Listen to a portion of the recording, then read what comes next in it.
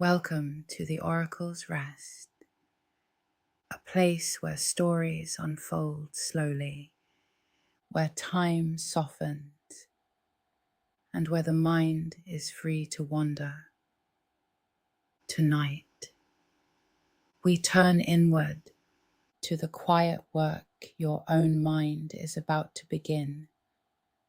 For as you lie here, in the dark, drifting slowly towards sleep, your brain is quietly preparing to do something truly remarkable.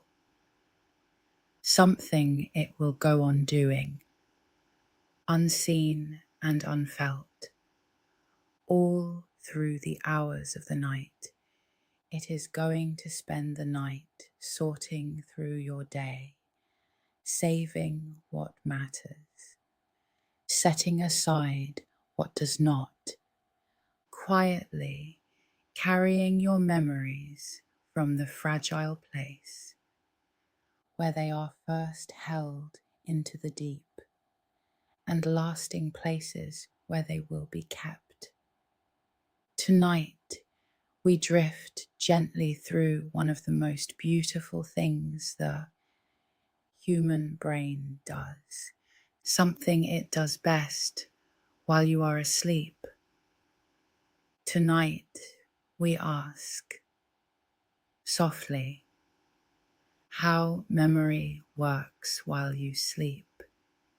Think back, for a moment, over the day, now ending, the faces you saw, the words you spoke and heard, the places you moved through, the small things, the taste of something, the sound of a voice, the feel of the air, all of it poured into your mind across the hours. Far more than you could ever hold on to. A great river of experience flowing through you from the first waking moment of the morning until this last drowsy one of the night. And most of it, by morning, will be gone. But some of it, a chosen few of those moments, will be kept, will be woven into the long, quiet library of who you are, and the choosing and the keeping happens largely now, in the dark, while you sleep. It is a strange and lovely thought that sleep is not simply rest. For a long time, people imagine that when we sleep, the brain switches off like a lamp at the end of the day and waits, idle and dark, for morning. But that is not what happens at all. The sleeping brain is not idle. In some ways, it is as busy as the waking brain, only busy with different work. And one of the great labors it takes up, night after night, while you lie still and unaware, is the work of memory, the sorting of the day, the saving of what should last. People have sensed this for a very long time, long before anyone could look inside a sleeping brain. The old advice to sleep on a problem, found in so many languages and so many cultures, carries an ancient intuition that the night does something useful to the mind, that we are wiser or calmer or clearer about a thing in the morning than we were the night before. And when scientists first began, about 100 years ago, to test this carefully, they found that the old intuition was right. In one of the earliest such studies, people learned lists of things and then either stayed awake or went to sleep, and afterward were asked how much they could recall, and those who had slept remembered more. They had forgotten less. Sleep, somehow, had guarded their memories against fading, where waking had let them quietly slip away.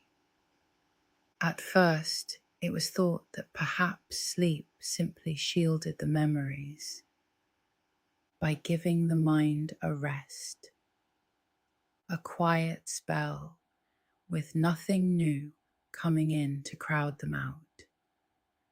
But as the years passed and scientists learned to watch the sleeping brain more and more closely, they discovered that something far more active was going on.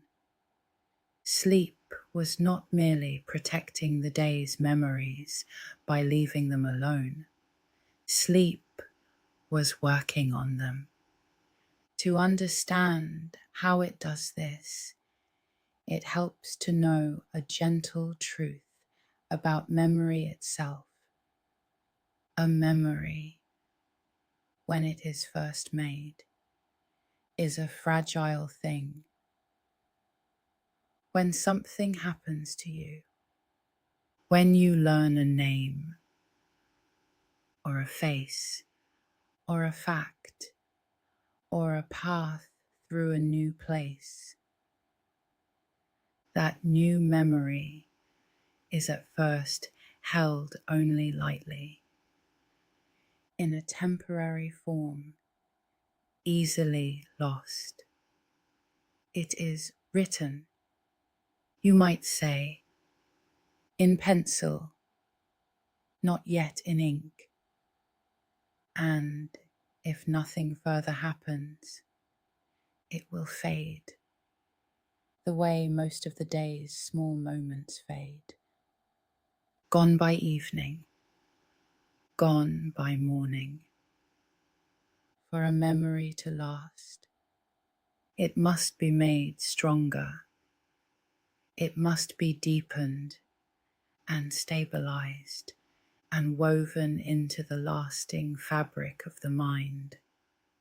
And this deepening, this making permanent, has a name. Scientists call it consolidation. The turning of a fragile new memory into a durable, lasting one.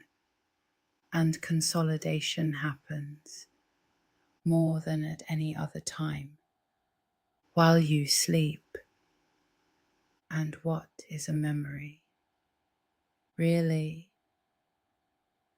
down at its smallest scale, it is, as best we understand, a pattern of connections between brain cells.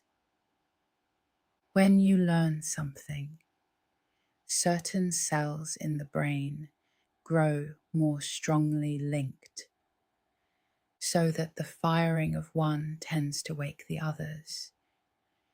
The whole little constellation lighting up together whenever the memory is called. To make a memory last is to strengthen those links, to deepen the grooves between the cells until the pattern holds firm and steady on its own. And much of that strengthening That deepening of the connections happens in sleep as the memory is replayed and the links are worked again and again, a little firmer with each pass. A memory saved is, quite literally, a set of pathways worn a little deeper into the living tissue of the brain. And the night is when so much of that patient deepening gets done. There is a kind of map to how this works inside the brain, and it is a map well worth drawing gently, for it is one of the loveliest ideas in all of the science of memory. Deep within the brain, curled on each side like a small seahorse, sits a structure called the hippocampus.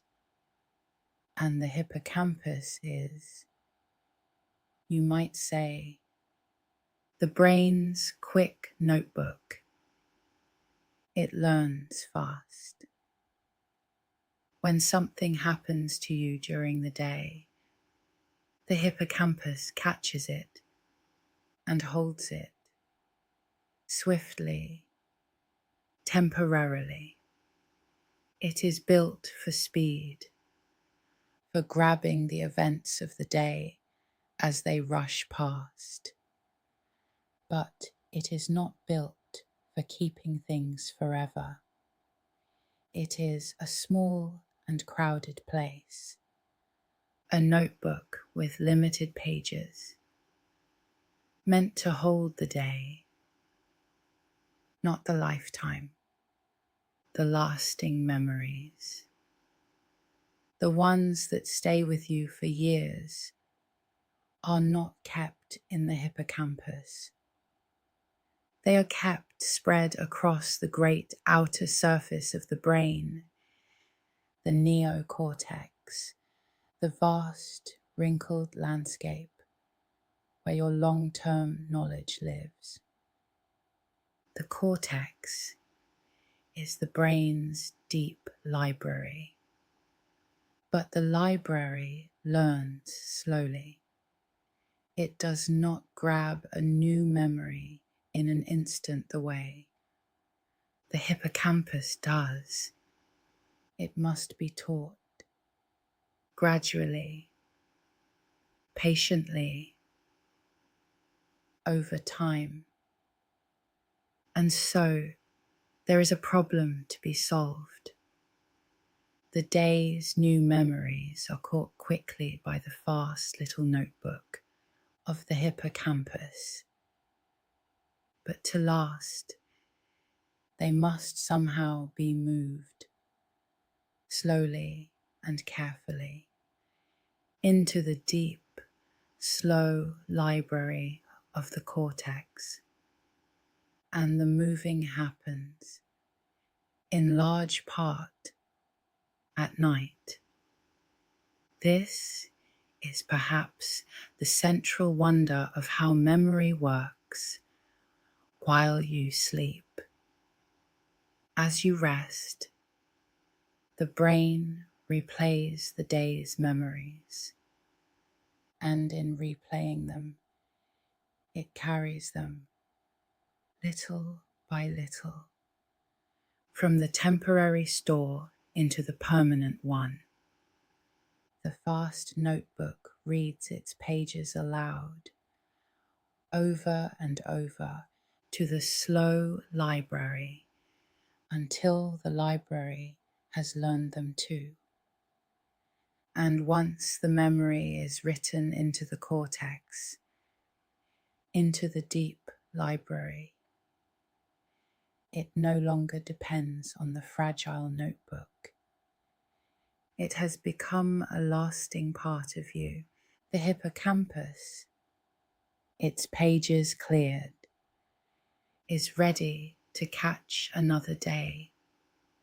There is a deep wisdom in this arrangement of two memories, the fast notebook and the slow library, and it is a wisdom worth pausing over to see why the brain is built this way.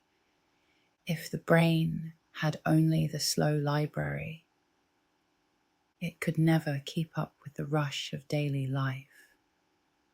For the library learns far too slowly to catch a single passing day. And if it had only the fast notebook, every new thing would crowd in upon the last, and the new would overwrite the old, and nothing would last, and there would soon be no room.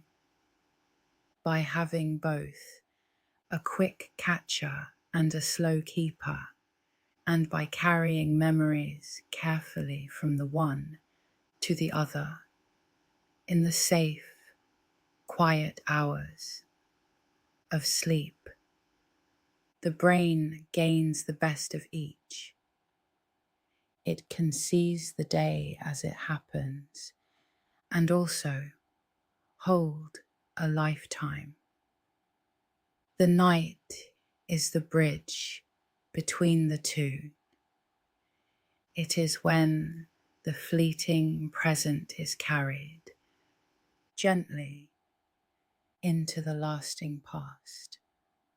Without that nightly bridge, we could live only in the passing moment and never build a self that lasts. And the brain does not save everything equally. It chooses all through the night as it sorts the day. It gives its deepest attention to the memories that seem to matter most and lets the rest more easily fade. The things that stirred strong feeling, joy or fear or wonder, are marked somehow as important and saved with special care. The things we found rewarding or surprising, or that we sensed we might need again, are favoured in the night's quiet filing. It is as though some part of us, even in the rush of the day, quietly tags certain moments as worth keeping, and the sleeping brain, going back through the day's events, honours those tags, carrying the marked memories deeper while letting the unmarked ones gently dissolve. The night is not a blind copying of everything that happened.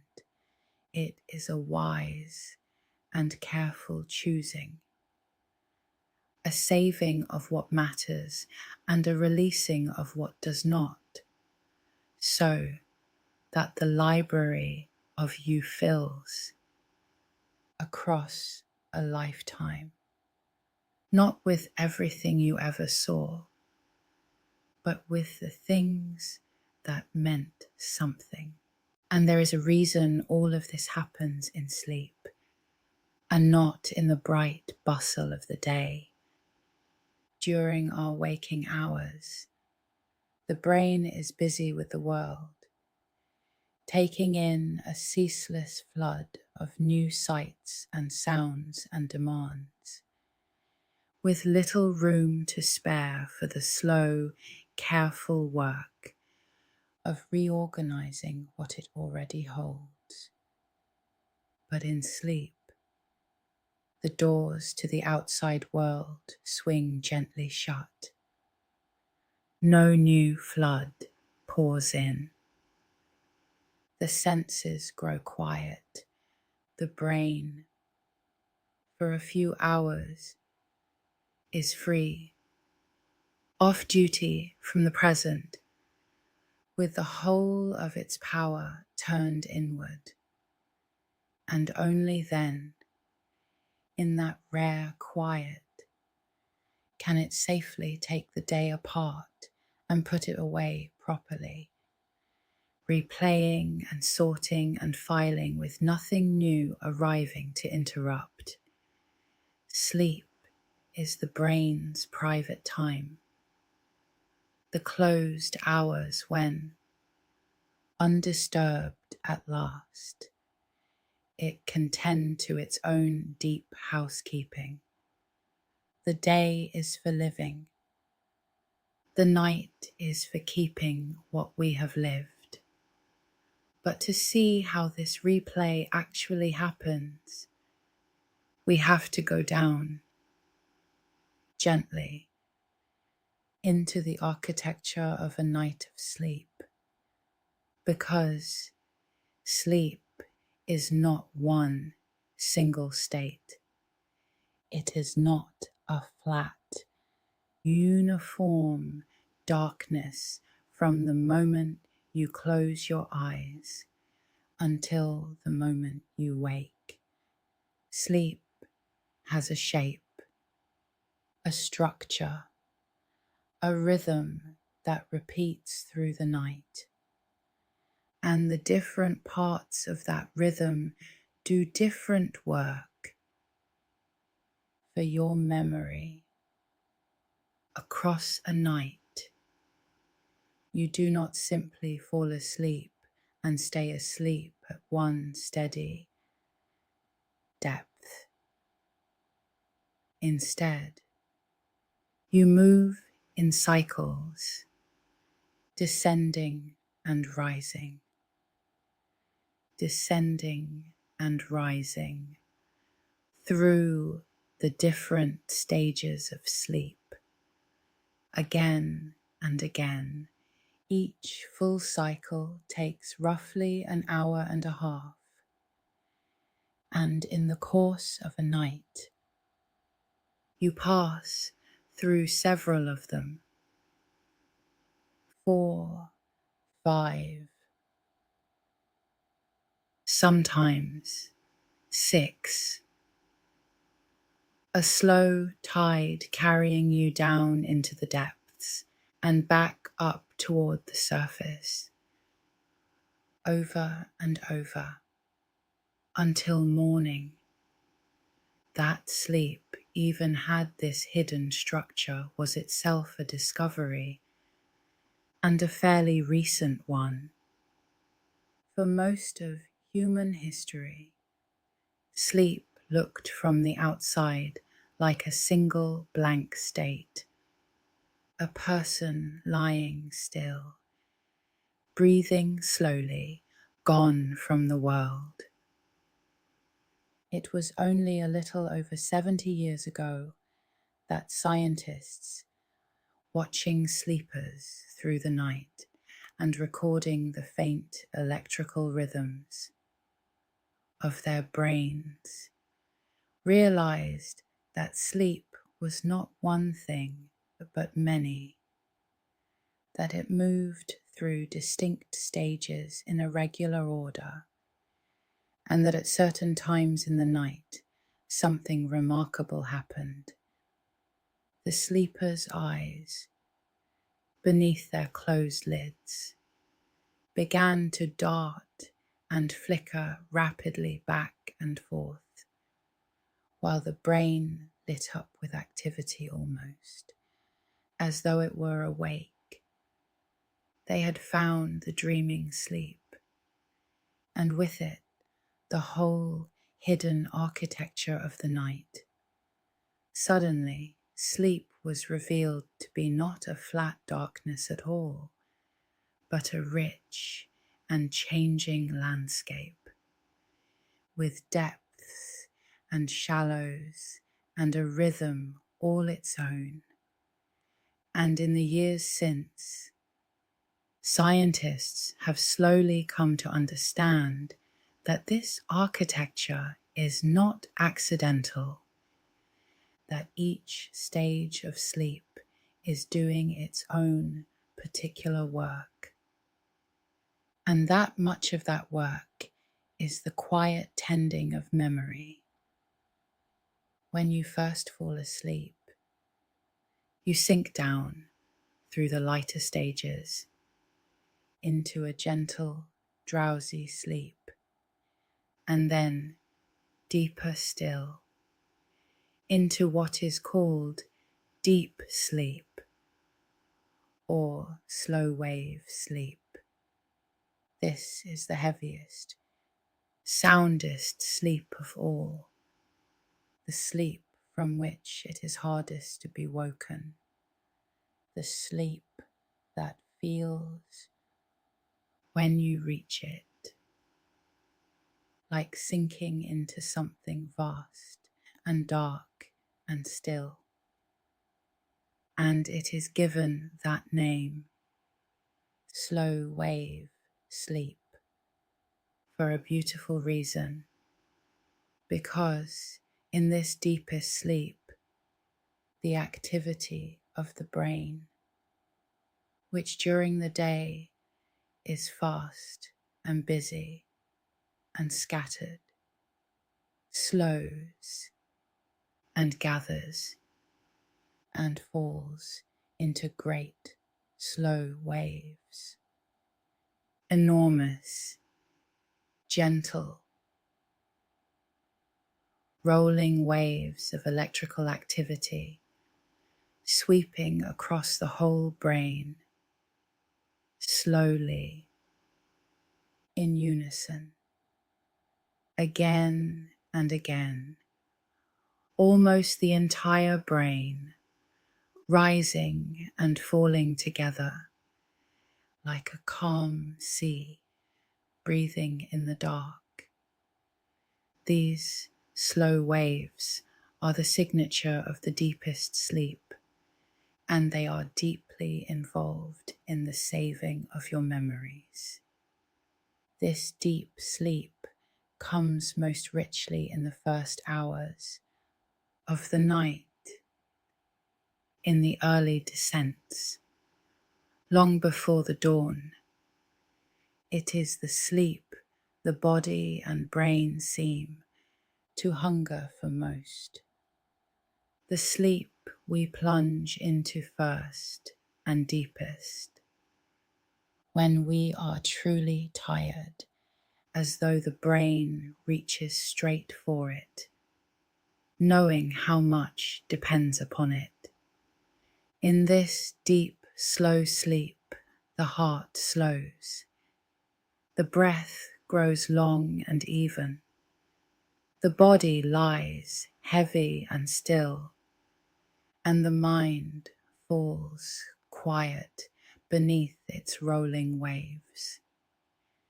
It is the most restful sleep there is, and also, it seems, the most useful for the saving of facts and knowledge.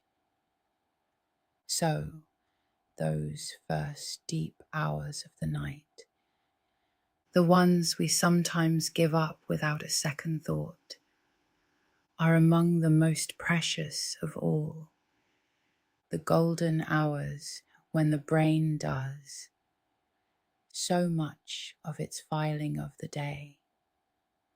For it is during this deep, slow wave sleep, more than any other time, that the great replay takes place, as the slow waves roll through the sleeping brain.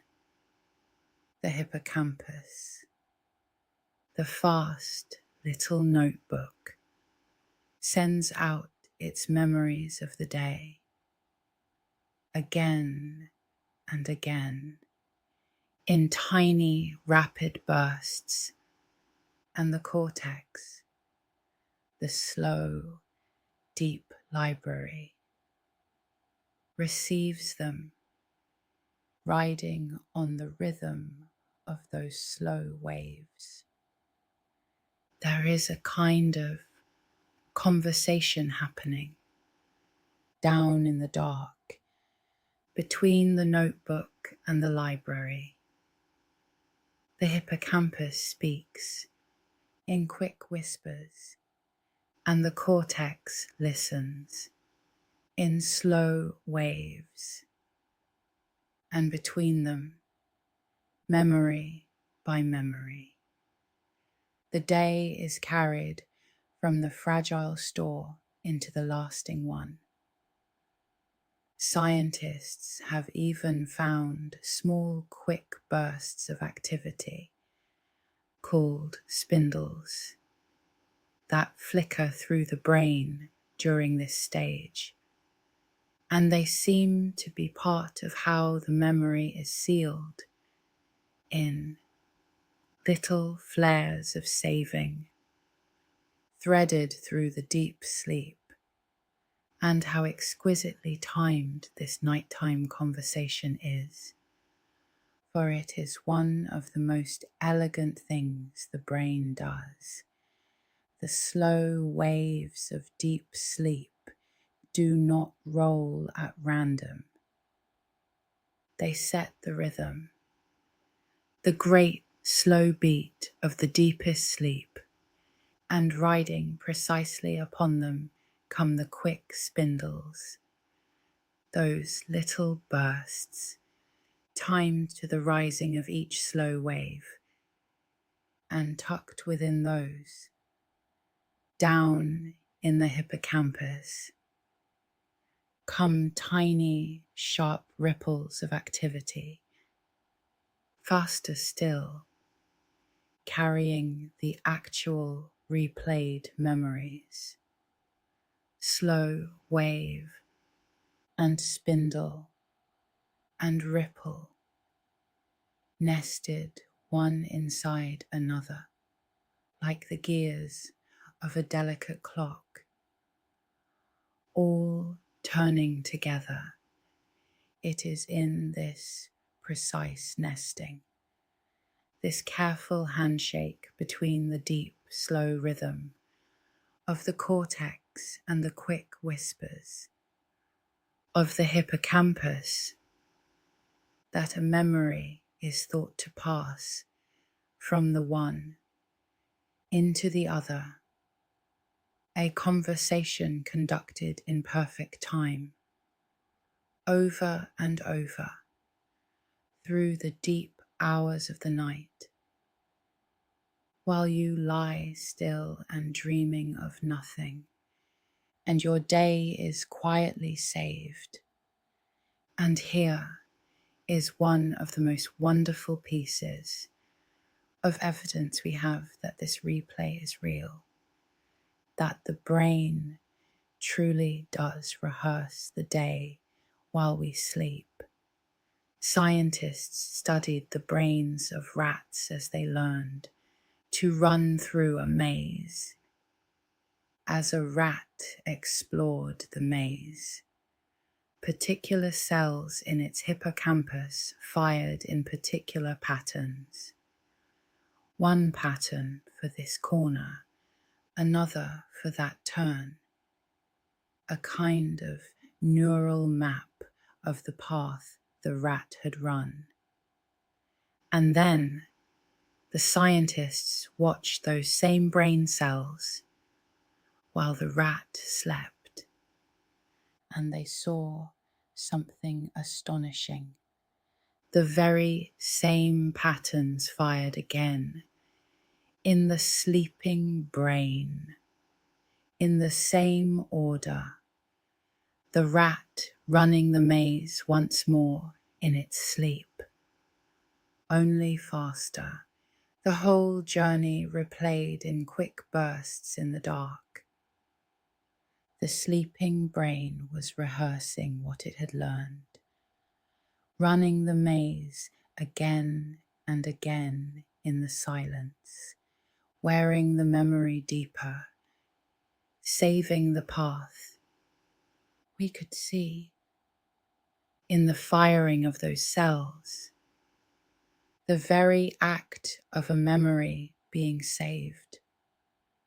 Those particular cells, the ones that fired for this corner and that turn, are part of a kind of map the brain keeps of the world.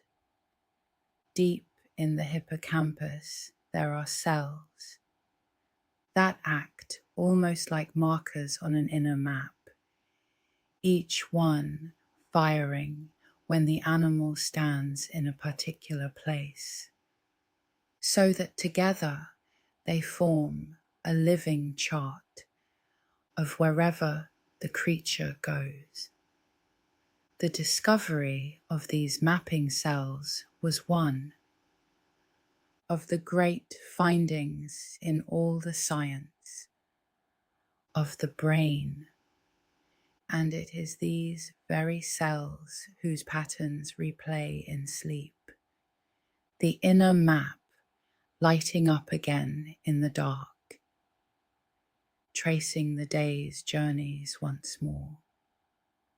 Sometimes the sleeping brain replays the path forward, from start to finish, the way it was walked.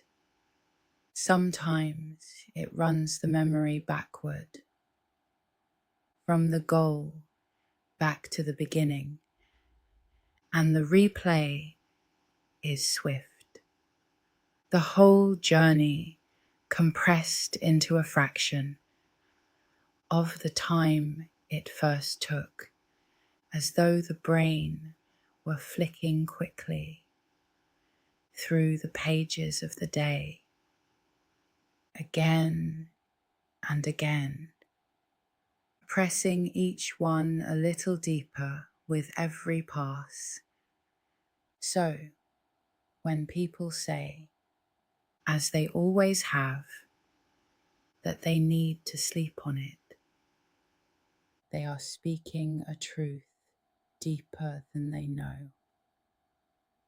To sleep on a thing really does change it. A memory, a skill, a problem slept upon is not the same in the morning as it was the night before.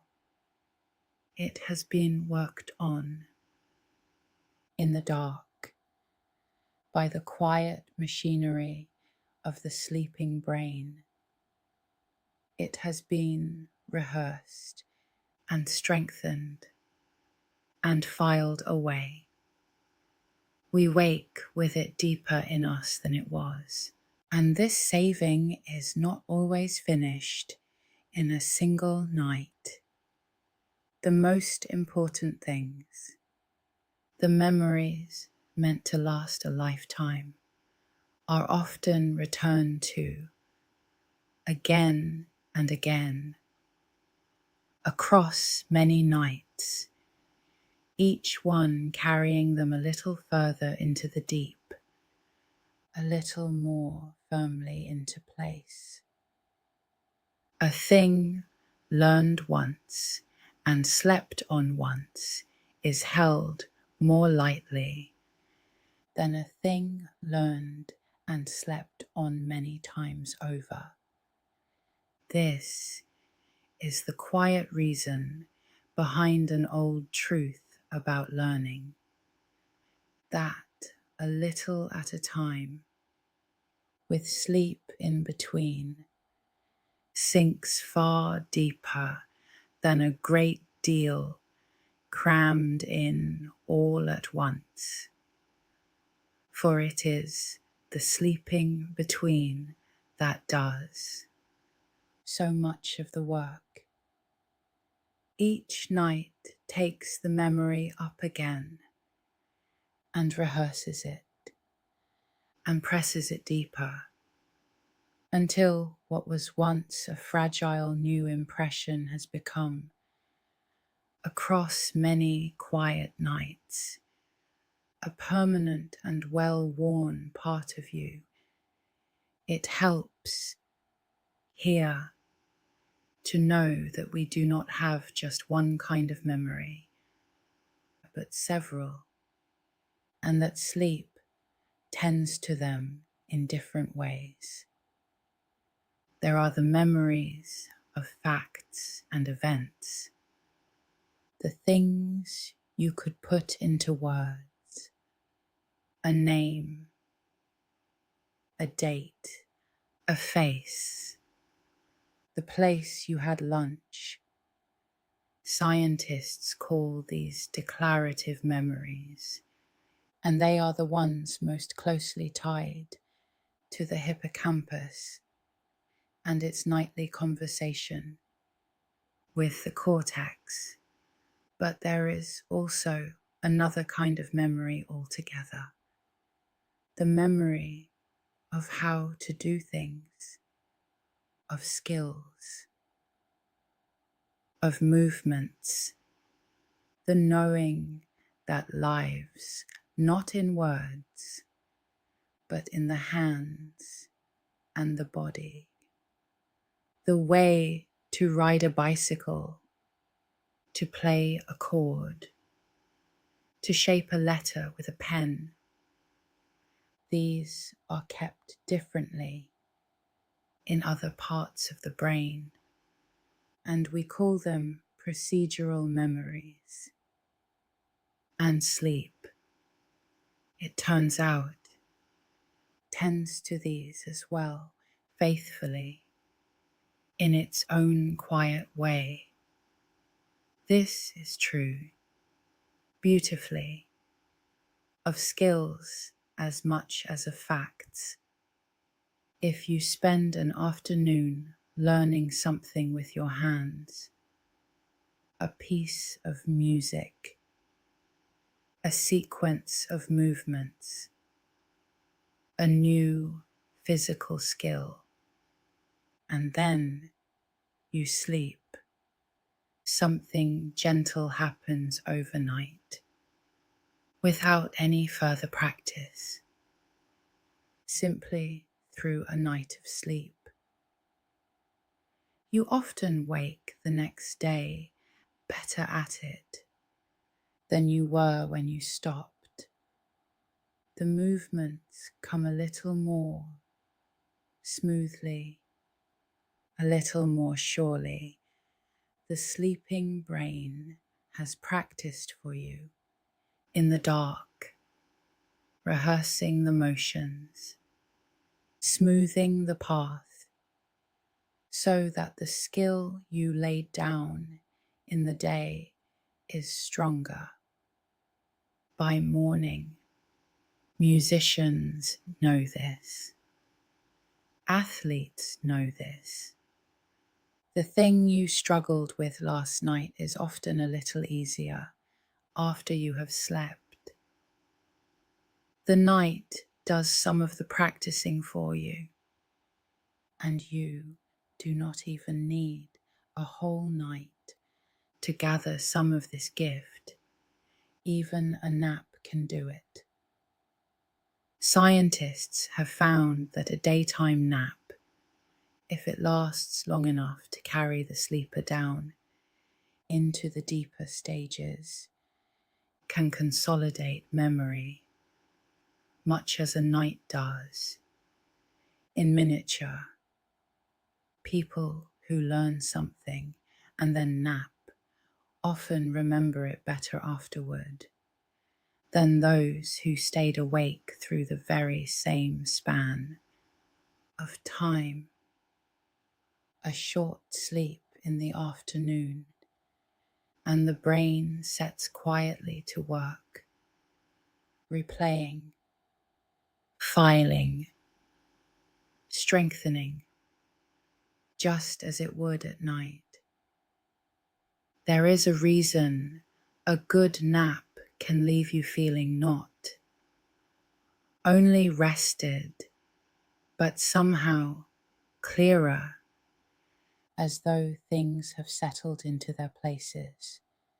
They have, even in that brief sleep. The patient keeper has been at work, tidying and saving, so that you wake with the morning's learning a little more firmly. your own. You can feel the truth of all this in the most ordinary corners of life.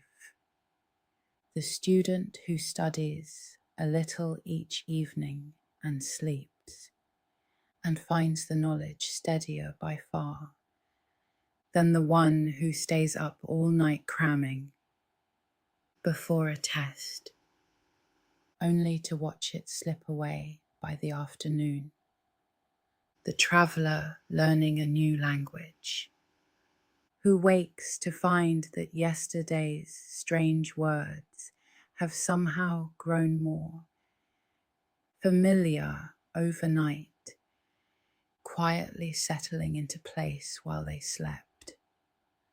The child practicing an instrument, whose fingers find the difficult passage a little easier each new morning. None of them is doing anything unusual.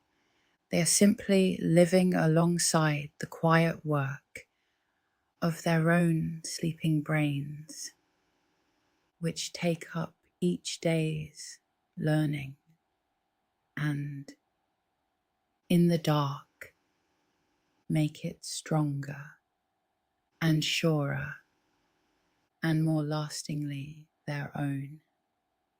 We are all of us, every single night, the gentle beneficiaries of this hidden labor, and it is not only the saving of memories that happens in sleep, it is also sometimes the connecting of them, the finding of patterns and solutions that were hidden during the day. For while you sleep, the brain does not only replay the day's memories one by one, it also weaves them together and weaves them in among everything else you know, looking, in a sense, for the connections between them. And this is why sleep can bring insight.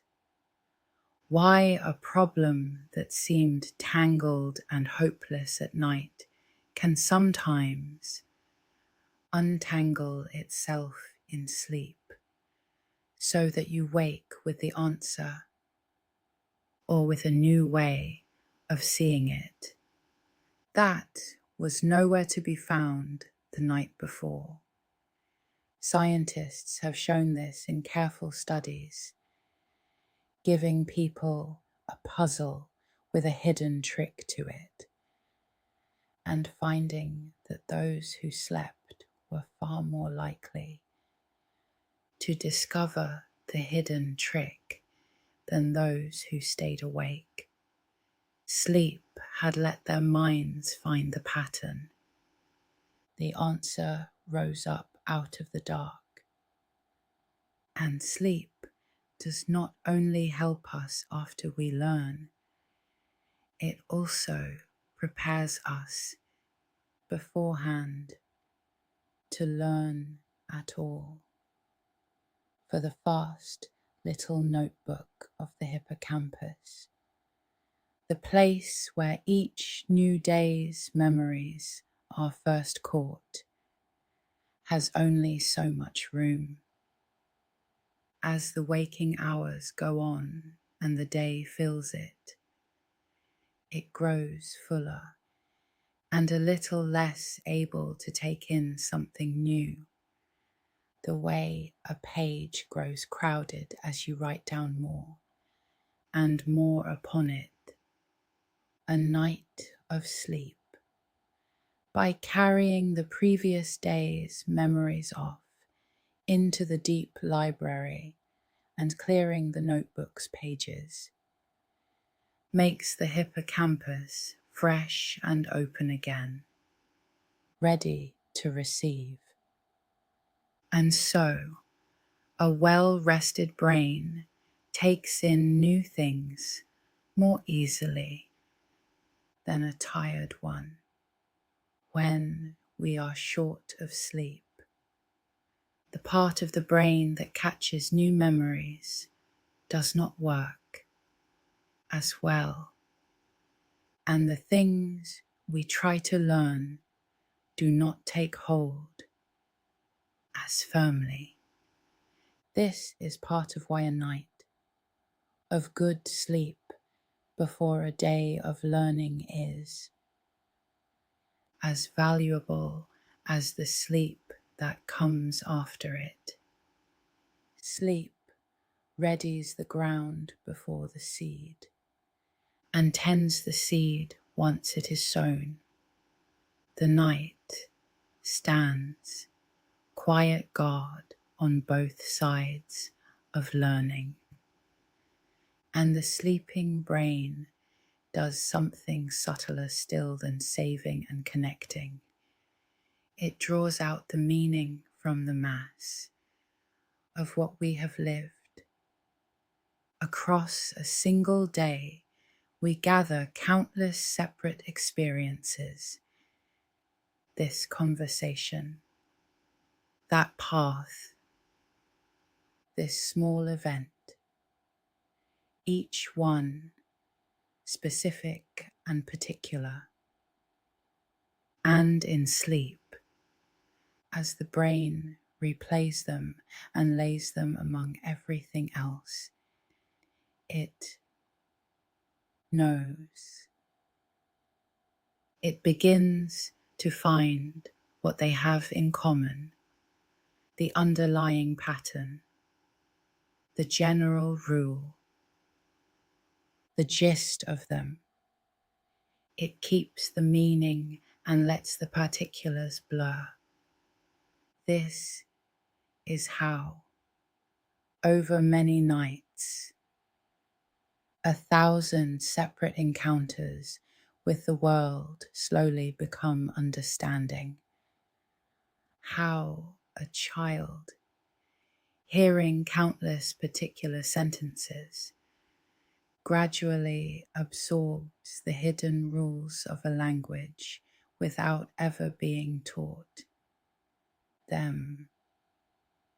How we wake. Sometimes, not just remembering yesterday, but somehow understanding it better, seeing the shape of things we could not see the day before. Sleep is not only a keeper of memories, it is a quiet maker of sense, distilling from the flood of our days the lasting meaning beneath them. So far, we have spent our time mostly in the deep, slow wave, sleep of the early night, where facts and skills are saved. But there is another kind of sleep, very different, and it has its own quiet work to do with memory, and especially with the memories that carry feeling. This other kind of sleep is called REM sleep, named for the rapid movements the eyes make beneath their closed lids during it, and REM sleep is a strange and fascinating state, for in REM sleep, the brain becomes almost as active as it is when we are awake, alive with activity, while the body lies still and deeply relaxed. And it is during REM sleep, most of all, that we dream the vivid, storied, sometimes strange dreams that visit us in the night come largely from this active, dreaming sleep. And the two great kinds of sleep are not spread evenly across the night. They take turns, but the balance between them shifts as the hours pass. The deep, slow wave sleep comes mostly in the first part of the night, in those early hours after we first fall asleep. But the dreaming sleep grows longer and richer toward morning, swelling in the final cycles before we wake, so that our longest and most vivid dreams often come in the last hours before dawn. This is why, when we wake naturally near the end of a full night, we so often wake straight out of the middle of a dream. The night, in a sense, begins with the deep, quiet saving of facts and ends with the rich, dreaming work of feeling and connection. The two halves of memory's labor divided gently between the dark of midnight and the grey of the morning. There is a gentle strangeness to this dreaming sleep. While the brain blazes with activity, alive with its vivid dreams, the body is held almost completely still, the muscle softly switched off, so that we lie quiet and unmoving even as we run and fly and wander through our dreams. It is a kind of natural protection, this stillness keeping us from acting out the adventures of the night, holding the body safely at rest while the mind roams free.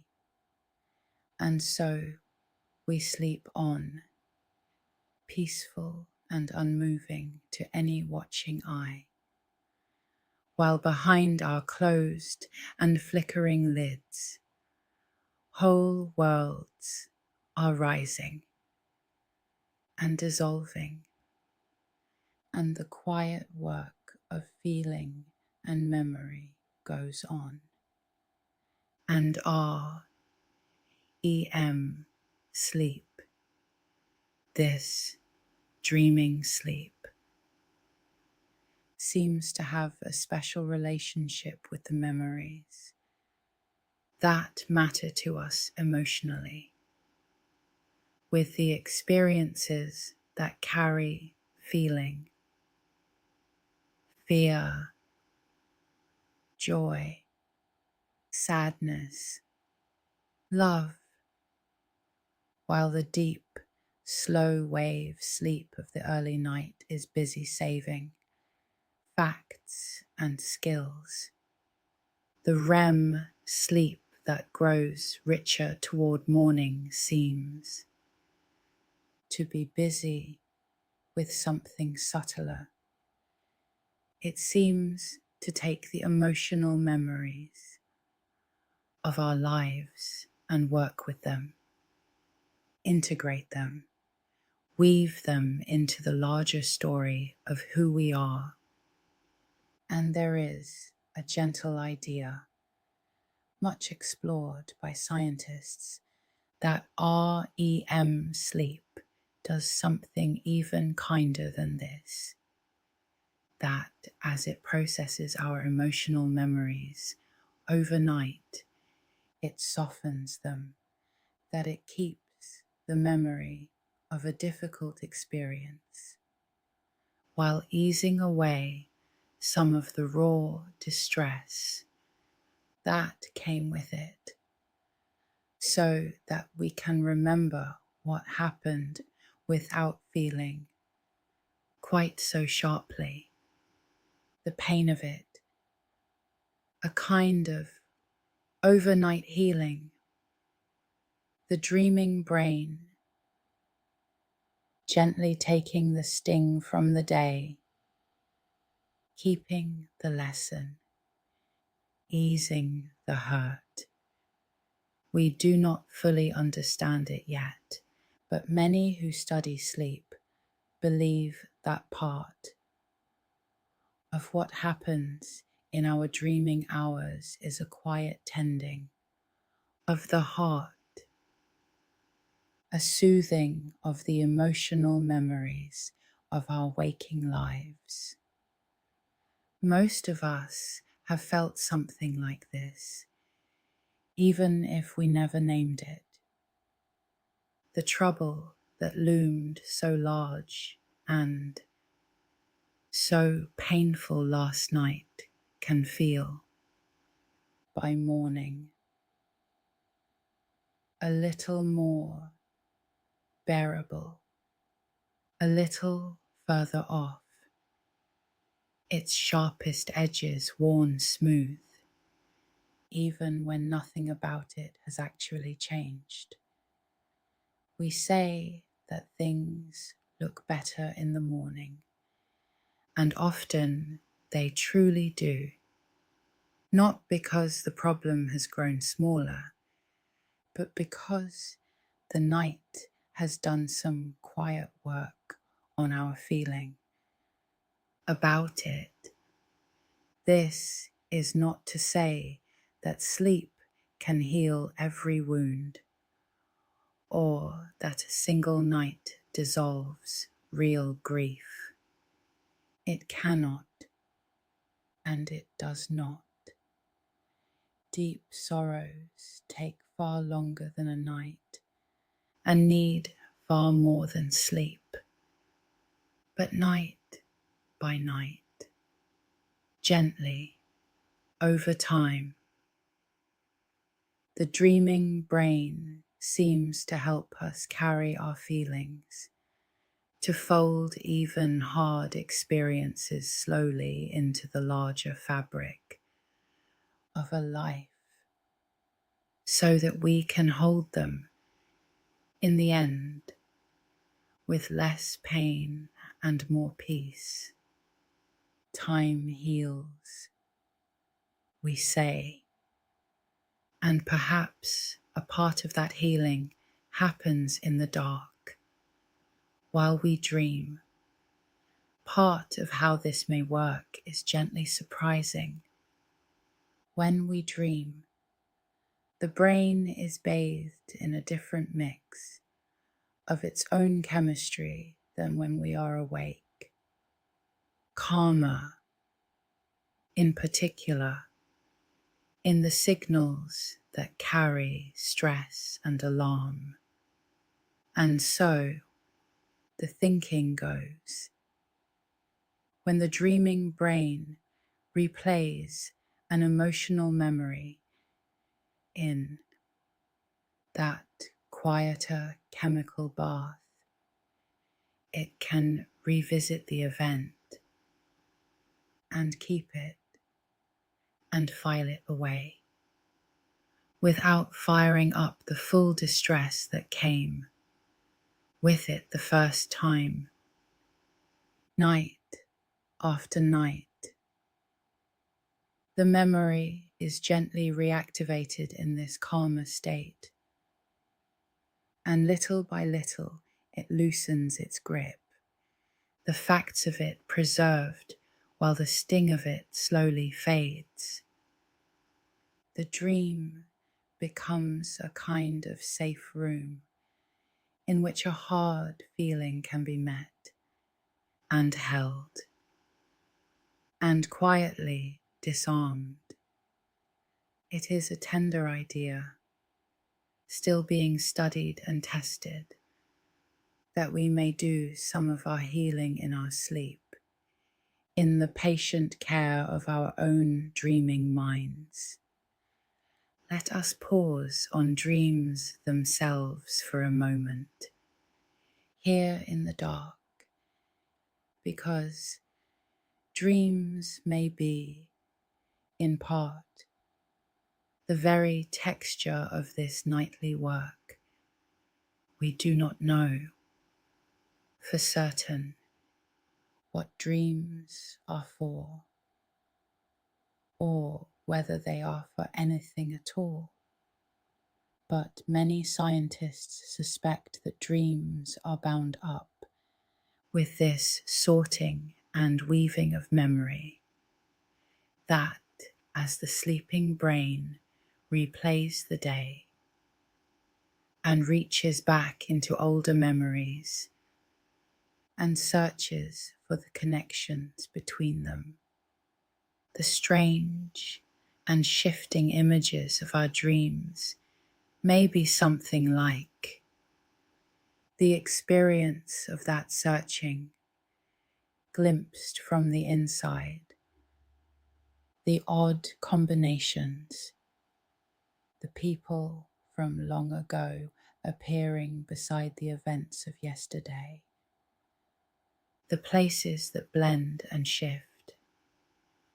All of it may be the mind trying memories against one another, fitting the new among the old, in the great nightly task of making sense of a life. Your dreams, in this gentle view, are something like the feeling of your own memory at work. There is a small, charming sign of this in the way the day's experience leaks into our dreams. People who spend long hours learning some new and vivid task will often find pieces of it surfacing in their dreams that night. The shapes, the movements, the patterns of the thing they practiced, drifting through the edges of sleep. It is as though the brain, turning the day's learning over in the dark, lets a little of it float up into the dream. And curiously, the day's events do not always appear in our dreams right away. Sometimes a place or a person from a few days before will surface, as though the memory needed a little time to work its way down into the deeper currents of the mind before the dream could reach it. The dreaming brain seems to be sifting not only yesterday, but the whole recent stretch of our lives, gathering and connecting. And now and then we catch a glimpse of it at its work, in the strange, familiar scenery of a dream. And down the centuries, people have caught more than memories from their sleep. Some of the loveliest discoveries and inventions in human history are said to have arrived in the night or in the haze just on its edge. Melodies that came to musicians in dreams and were written down at dawn. Solutions to problems that had baffled their thinkers all through the day, appearing whole in sleep. Stories and images that rose unbidden from the dreaming mind. We cannot always trust the details of such tales, but the pattern in them is real, and the science agrees with it. The sleeping brain freed from the narrow focus of waking, roaming widely among our memories and ideas, connecting things that the daylight mind had kept apart, is a wonderful finder of the new. Many a problem really is best handed at the end of a long day to the quiet genius of sleep. Now, you might think that all of this saving and strengthening means that sleep only ever adds to memory, only ever holds on. But the truth is subtler and wiser than that, because a mind that only ever held on, that saved every single thing, would soon be overwhelmed, cluttered, lost in a fog of trivial detail. To remember well, you must also forget well. You must let go of the endless, small, unimportant things, the precise wording of a forgotten conversation, the colour of a stranger's coat, the 1,000 tiny details that do not matter, in order to keep clear the things that do. And so, sleep does not only save, it also clears. It also tidies. It also gently forgets.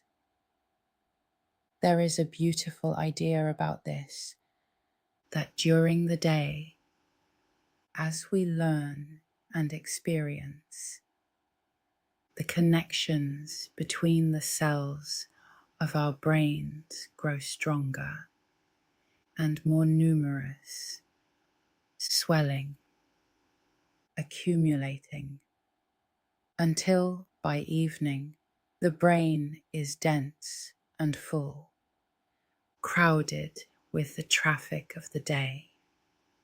And that one of the things sleep does, in its deep, slow waves, is to gently turn down this swelling, to weaken the connections that do not matter, all across the brain, scaling them back, quieting them down, while preserving and even strengthening the ones that do, so that we wake with the important things kept and clarified, and the clutter cleared away, the brain refreshed, with space again to learn.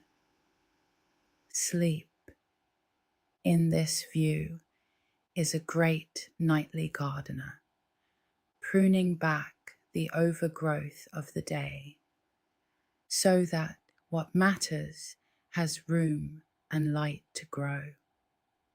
Saving by clearing, remembering by forgetting, keeping the signal by washing away the noise.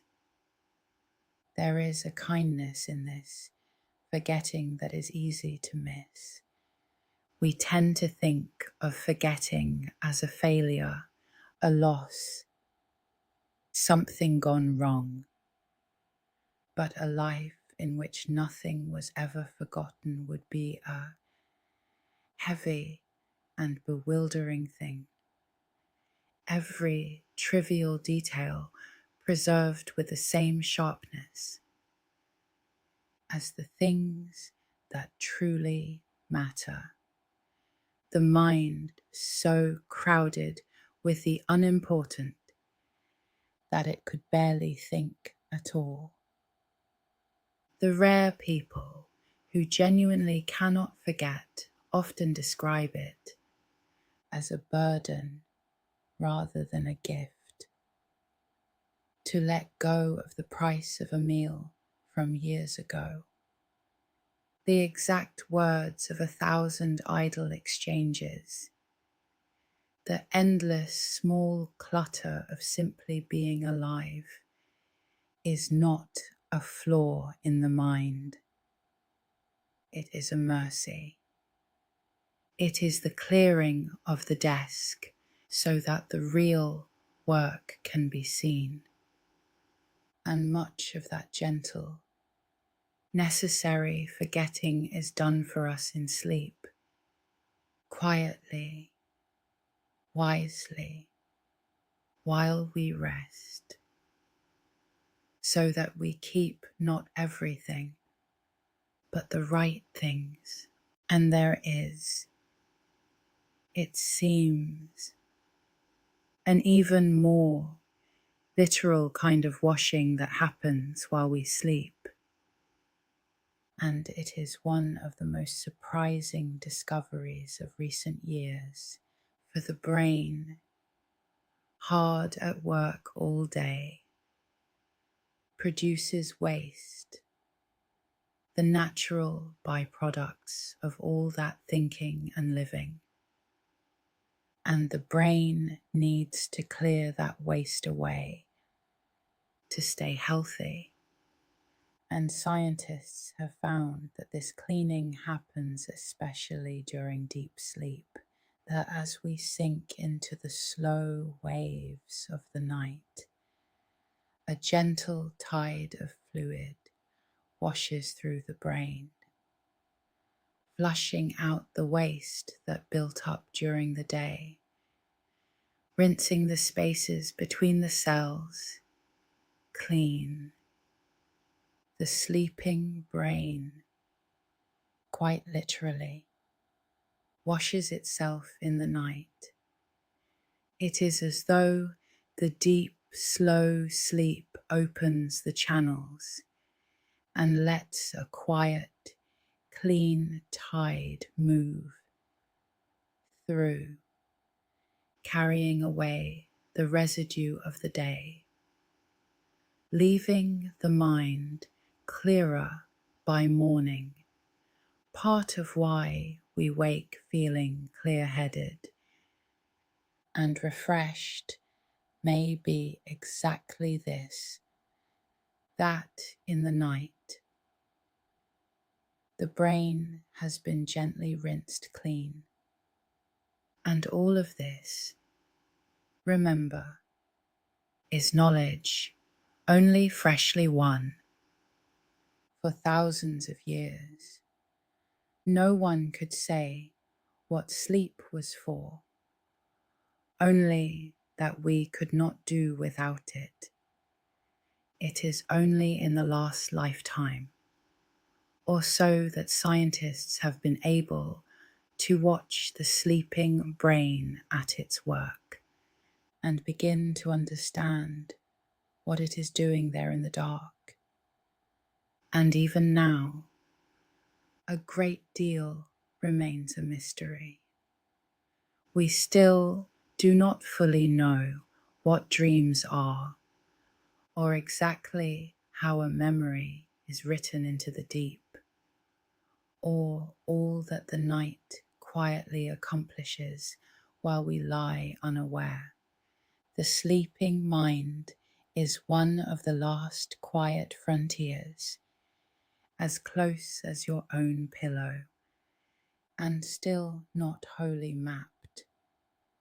There is something rather lovely in that every night each of us slips into a state which science is still working gently to understand, and does there, without the least effort, one of the most intricate things the brain ever does.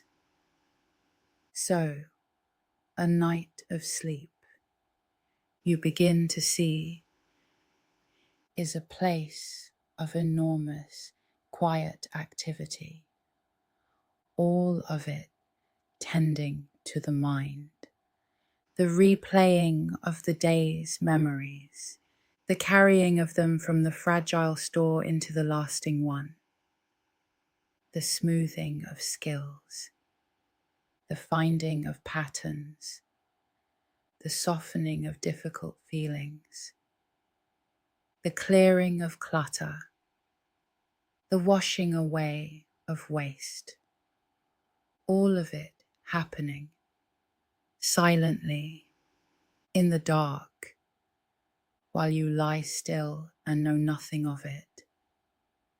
None of it tiring you, none of it asking your help, none of it leaving any trace you will remember in the morning. Only the quiet result of it, a mind a little clearer, a day a little more firmly kept, a self a little more whole, your brain a patient nighttime keeper, tending the long library of your life while you rest. And through all of it, the night carries you in its slow rhythm, down and up, down and up, like a tide, like a swing, like breathing itself, down into the deep, slow waves where the facts are filed, up toward the dreaming surface where the feelings are tended, down again into the deep, up again into dreams. 4 times, 5 times, 6. The gentle cycle turned through the hours, each pass a little richer in dreams than the one before, until the night has finished its rounds, and the first light begins to seep beneath the curtains. You will remember almost none of it. You will simply wake and rise and carry your tended mind out into the day, never knowing the long, quiet journey it made in the dark to bring you there. Consider, too, how deep and how ancient this need for sleep really is. Every animal we know of sleeps, or does something very like it. Cats and dogs and horses sleep. Birds sleep, some of them even on the wing. Fish sleep, and reptiles, and the smallest insects, even creatures with the simplest of nervous systems. Tiny worms and jellyfish that have no brain at all fall into rest states that look remarkably like sleep. Sleep is everywhere in the living world, woven into life almost from the very beginning.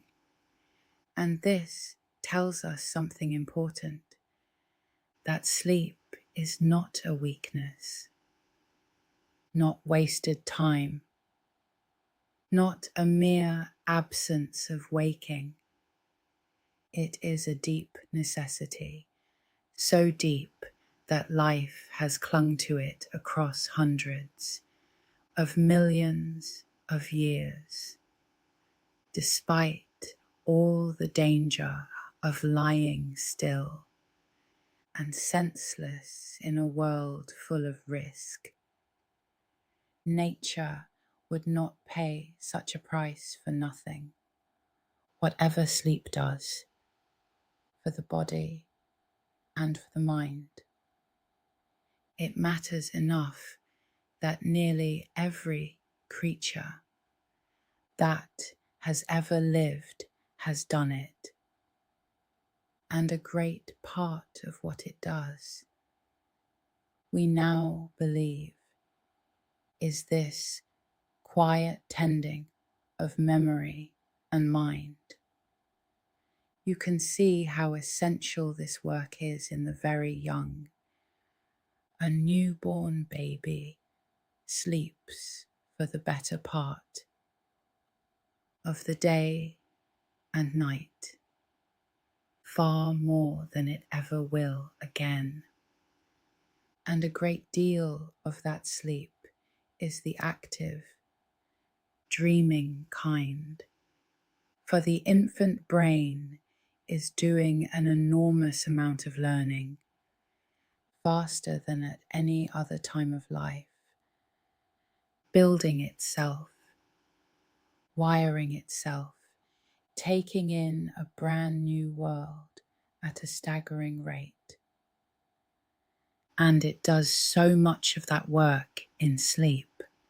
The more a young brain has to learn, the more it seems to need to sleep, as though the sleeping were itself a part of the growing.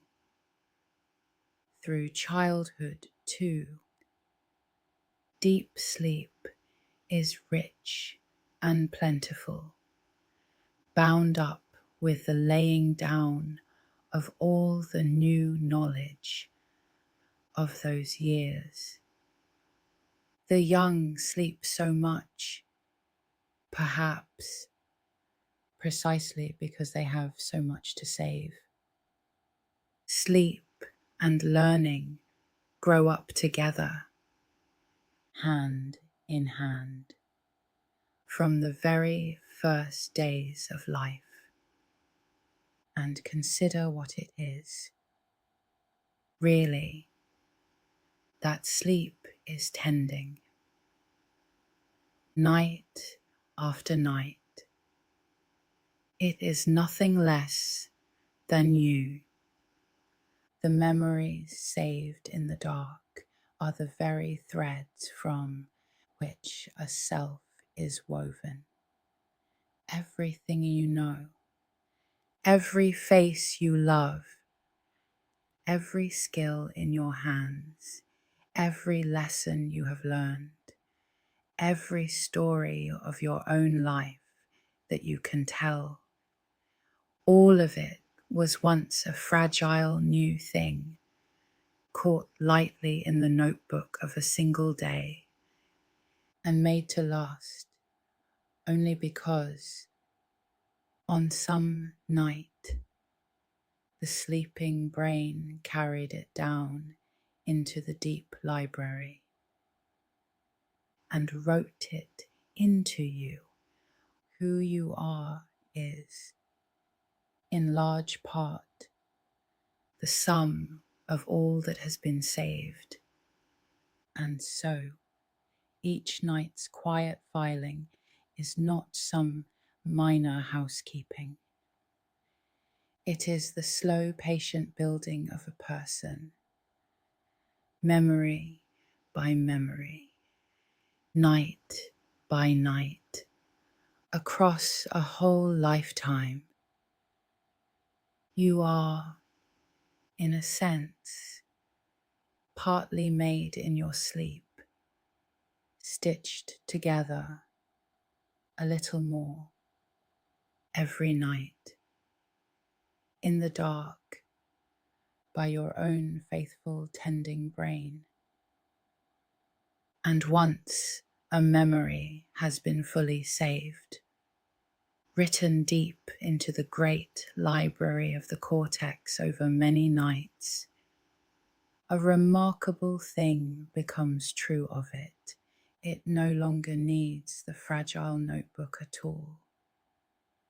The oldest memories of your life, the ones from long ago, are held so deeply and so widely across the brain that they have become almost a part of its very structure, independent, durable, woven in.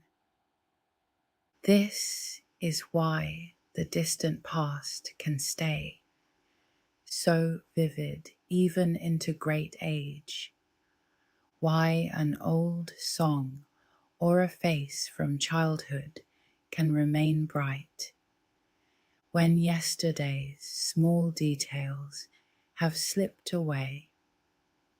Those ancient memories finished their long journey into the deep many years ago, and there they have stayed, kept safe, no longer depending on the day's frail catching. Night by night, what begins as a passing impression can become, in the end, a permanent part of you, as lasting as anything the mind can hold. And there is one more discovery, gentle and strange, that shows just how real and how active this nighttime saving is. Scientists wondered whether they could reach into the sleeping brain ever so softly and nudge it towards saving a particular memory. So they tried something quietly clever while people learned something during the day. The scientists played a certain soft sound or released a certain faint scent in the background, so that the memory and the sound, or the memory and the smell, became linked. And then, while those people slept, deep in their slow wave sleep, the scientists played that same soft sound again, or released that same faint scent, very gently, not enough to wake them.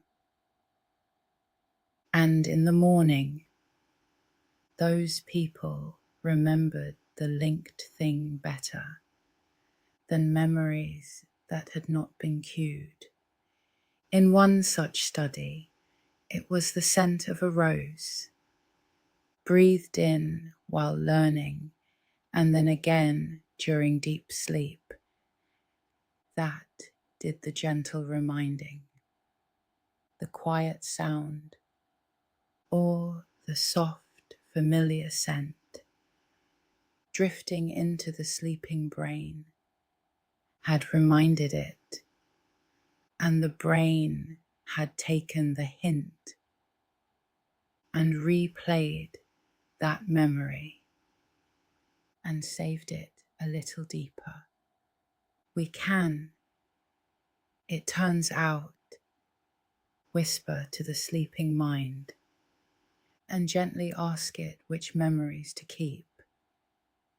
It is a small thing, done softly in a laboratory, but it tells us something wonderful, that the saving of memory in sleep is not a sealed and distant process, but a living one, happening close beneath the surface, responsive, ongoing, real.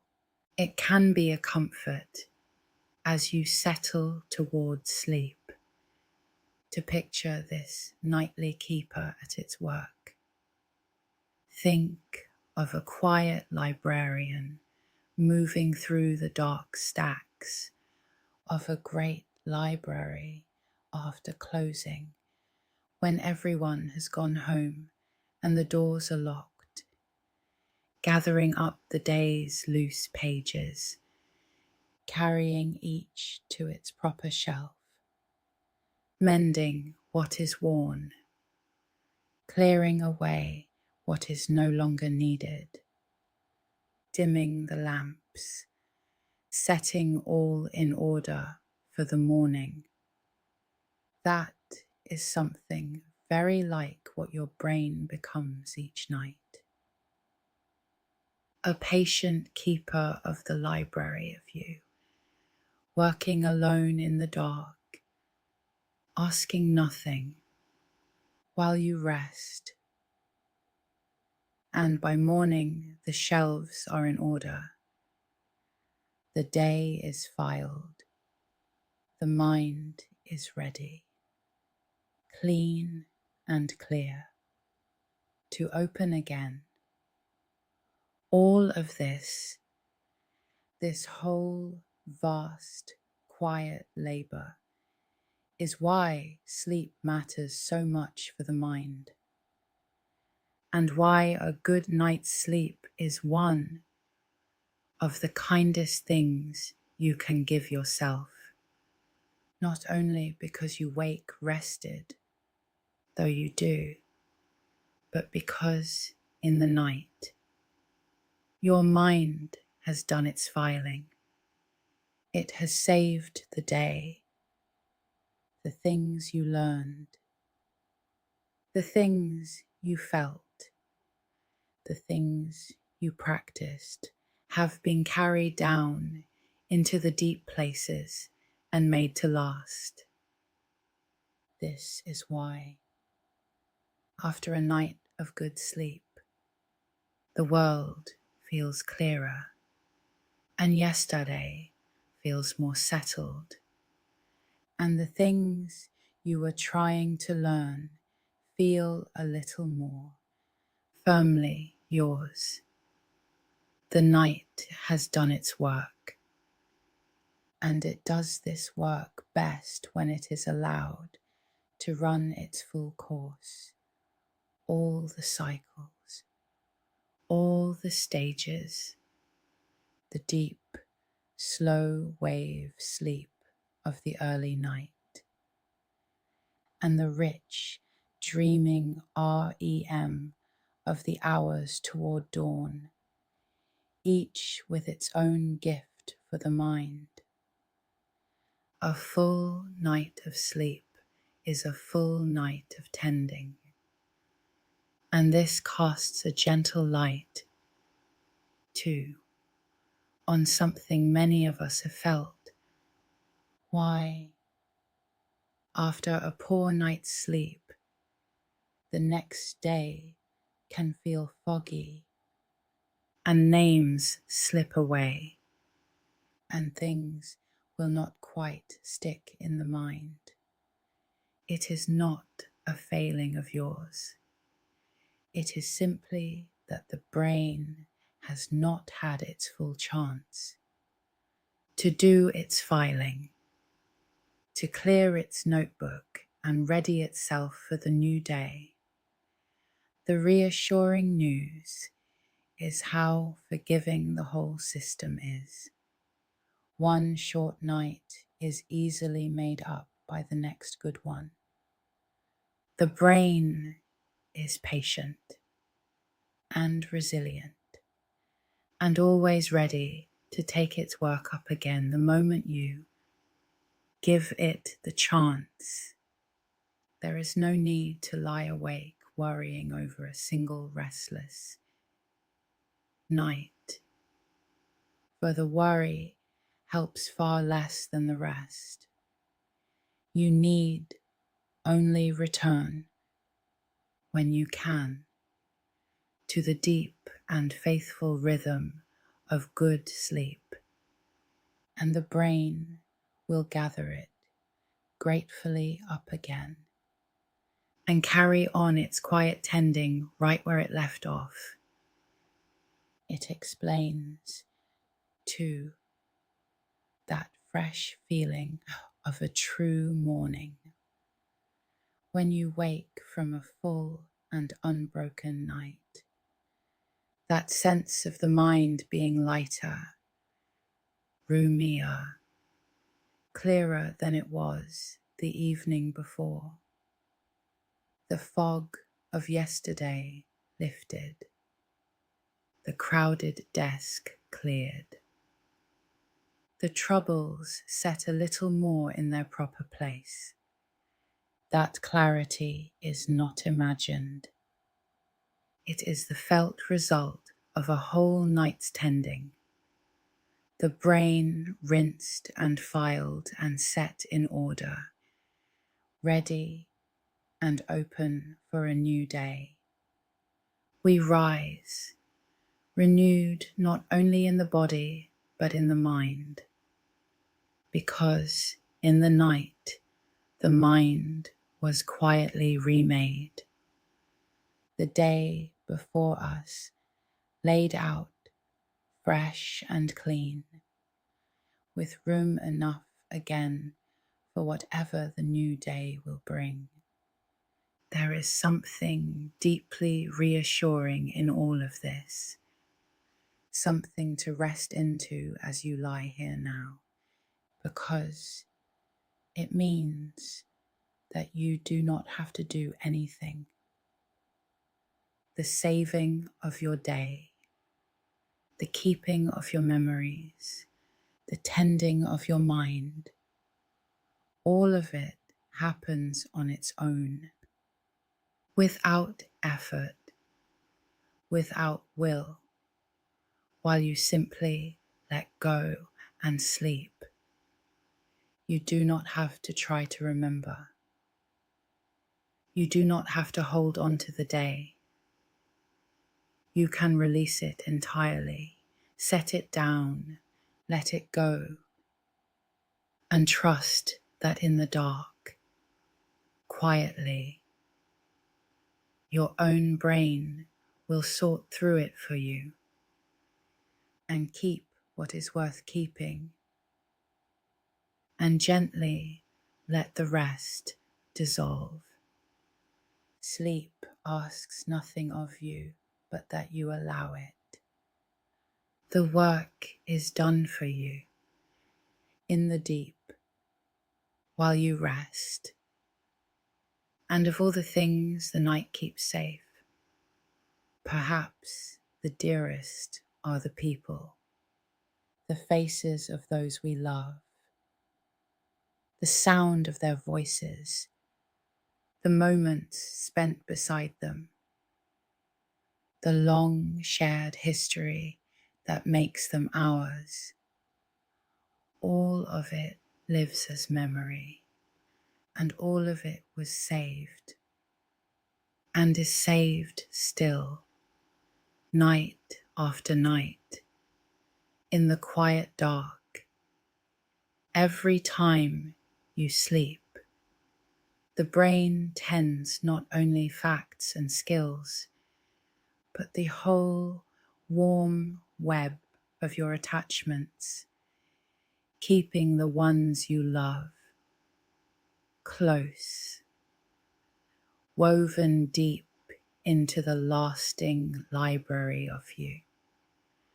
There is something tender in that even as you rest, doing nothing at all, your mind is quietly guarding everything and everyone who matters most to you, holding them safe through the night, so that they will still be there, deep and sure. When you wake, we spend a great share of our lives asleep, something close to a third of all our years, and it can seem, at first, like time lost, a vast, dark gap in a life, hour upon hour of simply lying there, gone. But it is not lost at all. It is some of the most quietly productive time we will ever spend. In those dark hours, the mind is built and rebuilt. The day is saved. The self is stitched a little more whole, far from being a gap in our lives. Sleep is part of what makes a continuous life possible, the thread that ties each day to the next, the nightly keeping that lets us carry our yesterdays forward into all our tomorrows. We do not lose that third of life to sleep. We are, in great part, made by it. It is a wonderful thing to have, this quiet keeper in the dark. We did nothing to earn it, and we need do nothing to run it.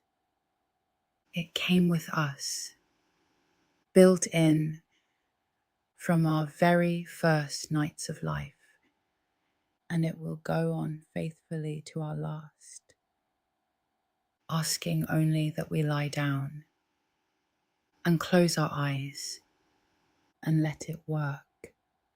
Every creature that has ever slept has carried something like it. Every night that has ever fallen has been, for someone, somewhere, a night of this gentle keeping. And tonight it is yours again, as it is yours every night. The patient tending of a mind by itself, the saving of a day, the building of a life, all of it free, all of it given, all of it happening softly in the dark, while you do nothing at all but rest. So let the day go now. Let it all go. The faces, the words, the places, the small, bright details. You do not need to hold them. Set them down and let yourself sink down through the lighter stages toward the deep, slow waves where the quiet work begins, somewhere below the surface of your sleep. The gentle replay is starting. The notebook is reading its pages to the library. The day is being carried softly into the lasting places. The clutter is being cleared. The feelings are being eased. The mind is being washed clean and made ready for tomorrow. Feel, if you can, how little is being asked of you. There is nothing to do, nothing to hold, nothing to keep safe. The whole great work of the night runs by itself, beneath you, without your help, the way your heart beats without your asking, and your breath comes without your effort. You need only lie here and grow heavy and let the warm, dark come up gently around you, and your brain will see to all the rest. It knows the way. It has done this every single night of your life, and it will do it again tonight, faithfully, while you let go of everything and rest. And you do not have to watch over any of it. You can simply rest, picture it from the outside for a moment, the way the night truly looks. a dark room, a still house, a person asleep, breathing slowly, perfectly at peace, doing nothing at all. From the outside, nothing is happening, just a sleeper in the quiet dark, and yet within, unseen, the whole vast gentle work is underway. The slow waves rolling, the memories replaying, the day being carried softly down into the deep, all of it silent, invisible, hidden inside the stillness of a sleeping person who seems, to any watcher, to be doing nothing more than resting. That is the secret of every quiet bedroom in the night. In all that stillness, 1,000 quiet labors of the mind, tending the people we are. And tonight, that sleeper is you. Let the brain do what it has always known how to do, what it has done every night of your life, what it will do tonight while you drift in the dark. The slow waves are gathering. The night is beginning its work. So let your breathing slow. Let your body grow heavy against the bed. Let each breath out carry a little more of the day away. There is nowhere to be and nothing to keep. And no part of this you must do yourself. The keeper is already stirring in the dark. The first slow waves are already beginning to gather. All that is left for you is to let go and sink and trust the ancient gentle work that is about to begin. Let the day dissolve. Let the memories settle. Let the mind sink into its deep and ancient rhythm and tend itself and keep what matters while you sleep. The slow waves rolling, gentle and deep, the quiet sorting in the dark, the day softly kept, the mind at rest and tending itself, and sleep drawing you down into the deep and on into the night.